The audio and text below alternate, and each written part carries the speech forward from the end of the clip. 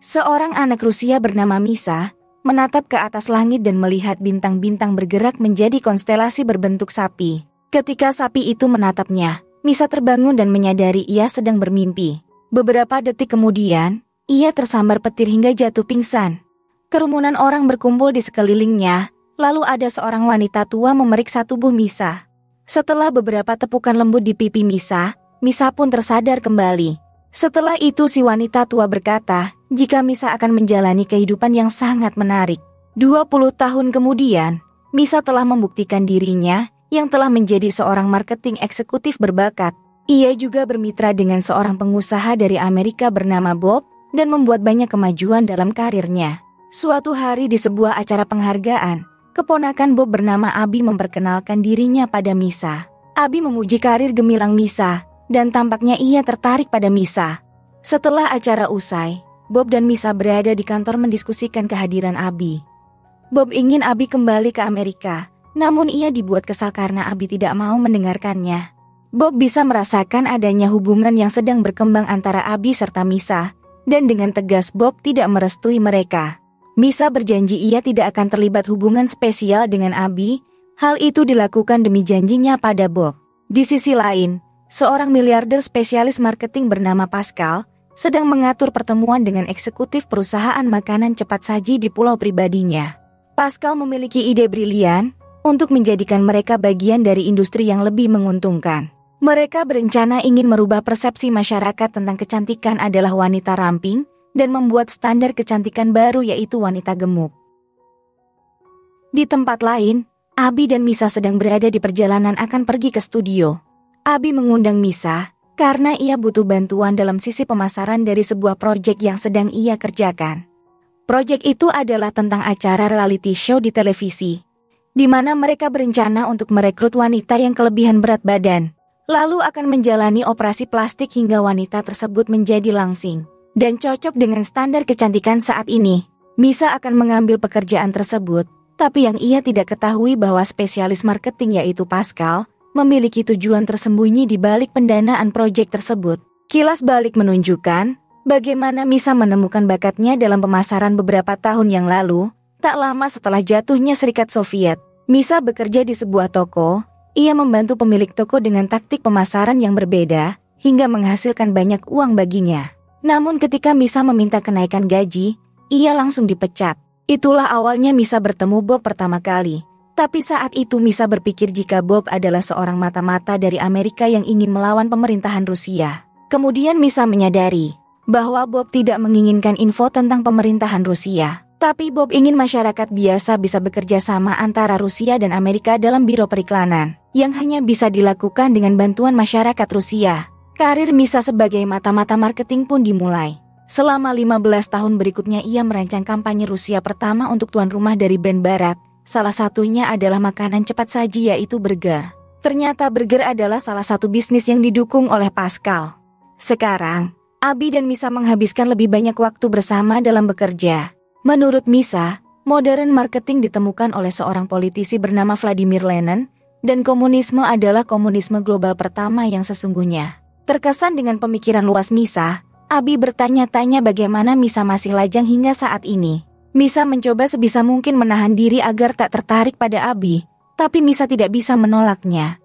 Suatu hari, ketika mereka terjebak dalam kemacetan lalu lintas yang panjang, suasana menjadi semakin panas. Mereka tidak menyadari bagian dalam mobil terlihat melalui jendela, dan Bob memergoki mereka berdua. Bob segera menghentikan mereka, lalu meninju wajah Misha karena telah melanggar perjanjian.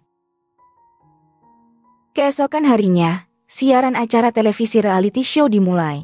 Mereka memilih seorang wanita gemuk bernama Veronica dan menjadikan satu-satunya kontestan di acara tersebut. Acara itu langsung menjadi hits karena para penonton ingin melihat bagaimana penampilan Veronica usai menjalani operasi plastik. Suatu hari sebelum prosedur operasi, Veronica menjadi sangat ketakutan. Ia mengirim pesan video pada Misha serta Abi dan mengatakan jika ia ingin membatalkan operasi. Namun, Abi tidak punya pilihan untuk mundur begitu saja dan berhasil membujuk Veronica. Akhirnya, operasi Veronica berjalan dengan baik. Kemudian Misa serta Abi merayakan kegembiraan. Mereka menari serta minum dan berharap akan melihat sosok Veronica yang baru besok hari. Tapi keesokan harinya, mereka malah mendapat berita buruk tentang Veronica yang hingga kini masih belum sadarkan diri dari anestesi dan jatuh dalam keadaan koma. Abi panik dan menyalahkan dirinya sendiri atas kejadian ini karena Abi merasa memperlakukan Veronica seperti boneka mainan dan kini harus menghadapi konsekuensi berat. Media serta masyarakat yang selalu mengikuti acara tersebut kini sangat marah. Di dalam keadaan yang begitu kacau, Misa menjadi kambing hitam hingga dirinya serta Abi ditangkap atas tuduhan penipuan dan dijebloskan ke dalam penjara. Ternyata terungkap bahwa acara yang gagal itu adalah bagian dari rencana Pascal yang ingin mengubah standar kecantikan Langsing menjadi gemuk. Maka dari itu, ia menunjukkan kepada masyarakat kerugian dari mencoba menjadi kurus dan menciptakan kegaduhan kontroversi. Kepanikan begitu intens, sehingga orang-orang mulai percaya bahwa Misa dan Abi melakukan sesuatu yang salah dengan berusaha menurunkan berat badan Veronica dengan cara operasi. Seminggu kemudian, Misa dikeluarkan oleh Bob. Tetapi sebagai gantinya, Abi diminta untuk kembali ke Amerika dan tidak akan pernah melihat Misa lagi. Setelah keluar dari penjara, Misa langsung menelpon Abi namun Abi sudah berada di bandara. Setelah itu, Misa pergi menemui Bob dan menuduhnya telah merencanakan kegagalan atas reality show tersebut. Di kilas balik, terlihat Misa sedang menulis laporan pertama sebagai agen pemasaran. Misa memilih mantan bosnya untuk menjadi subjek pertamanya di dalam laporan. Ia menggambarkan si bos sebagai pengedar obat terlarang dan seorang penipu. Misa berpikir hal itu dilakukan hanya untuk analitik saja, tapi ternyata berita tersebut malah diterbitkan, hingga akhirnya menyebabkan si bos dihabisi oleh masyarakat yang berunjuk rasa. Setelah kejadian usai, Misa pergi ke sisa-sisa toko dan melihat apa yang telah dilakukan oleh tulisannya. Di saat itulah Misa menyadari bahwa dengan kekuatan marketing ia tidak hanya bisa membangun sebuah merek, tapi juga bisa mengubah seluruh dunia. Kembali ke masa sekarang, Misa menganggap Bob adalah dalang kegagalan acara reality show tersebut demi memisahkan Abi dan dirinya. Namun Bob menyangkal hal itu. Ia menjawab jika tidak memiliki waktu dan uang hanya untuk dihabiskan demi sesuatu yang tidak berharga. Mereka lalu pergi ke bar, di mana mereka terlibat pertengkaran lagi. Tapi tiba-tiba Bob mengalami gagal jantung hingga ia tewas seketika. Kini Misa sendirian, tanpa memiliki keinginan untuk kembali ke bisnis marketing. Setelah kematian Bob, Misa menghilang tanpa jejak karena merasa trauma. 6 tahun berlalu, Abi kembali ke Rusia dan mulai mencari Misa. Ia mengikuti jejak satu persatu dan berakhir di sebuah pertanian. Abi menemukan Misa bekerja sebagai gembala di tengah tempat antah berantah. Misa tidak ingin kembali ke kota karena ia merasa pekerjaannya selalu merugikan orang lain. Pertama mantan bosnya, lalu Veronica yang masih koma. Abi yang masih mencintai Misa memutuskan untuk tetap bersama Misa selama beberapa hari. Suatu malam, Misa bermimpi tentang sapi yang sama yang pernah dilihatnya waktu kecil. Lalu sapi itu menggambarkan sebuah ritual serta detail dan meminta Misa untuk melakukannya. Setelah bangun tidur, Misa mengingat semua dengan jelas yang ia mimpikan hingga ia membangun sebuah struktur dari kayu, lalu membawa salah satu sapi merahnya ke tempat itu dan dikorbankan untuk ritual. Keesokan paginya, Misa mandi dengan abu sapi. Tapi pada akhirnya Misa pun pingsan karena kelelahan. Selama bertahun-tahun kini dunia telah berubah, di mana makanan cepat saji telah mengambil alih peran secara drastis. Di Rusia orang-orang menjadi gemuk, dan gemuk dijadikan standar kecantikan baru di sana. Pahlawan super, aktor yang kelebihan berat badan kini menjadi panutan. Restoran burger terutama, telah mencapai kesuksesan tertinggi dan membuat masyarakat kecanduan dengan produknya. Setelah menemukan Misa pingsan di padang rumput, Abi membawanya kembali ke Moskow. Misa senang jika Abi membantunya, tapi Misa sekarang dalam keadaan buruk. Misa melihat sosok makhluk keluar dari kepala Abi, dan hanya bisa terlihat oleh Misa saja. Di rumah Misa mendapat kejutan ketika ia diberitahu bahwa ia memiliki anak berusia 6 tahun bernama Robert yang juga kecanduan makanan cepat saji. Misa bisa melihat beberapa makhluk aneh keluar dari leher Robert, tapi ia tidak mau memberitahu Abi. Sepanjang hari berlalu, namun halusinasinya masih saja tidak menghilang. Di sore hari berikutnya, mereka pergi berjalan-jalan.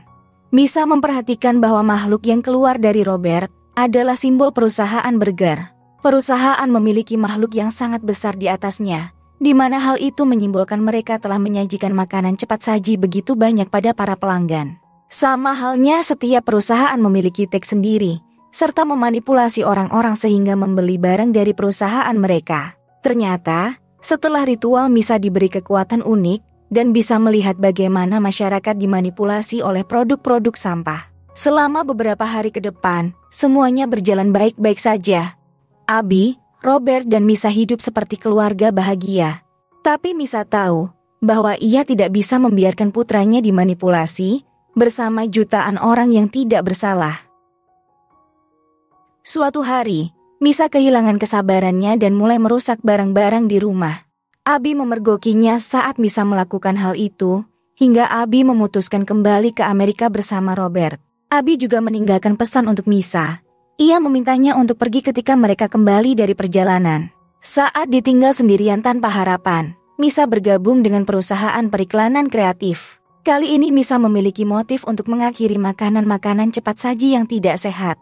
Sebagai langkah awal, Misa mengatur pertemuan dengan pengusaha Cina yang ingin mendirikan restoran vegetarian yaitu Dim Sum. Misa secara terus terang memberitahu mereka bahwa ide itu tidak akan berjalan lancar karena orang-orang terobsesi dengan burger saat ini. Namun Misa juga memberikan saran alternatif untuk memasarkan produk yang akan menghancurkan kompetisi mereka dengan menyebarkan berita bahwa daging di dalam burger tidaklah aman. Dengan penyakit aneh yang baru-baru ini menyebar di sekitar lingkungan, orang-orang pun secara cepat mempercayainya.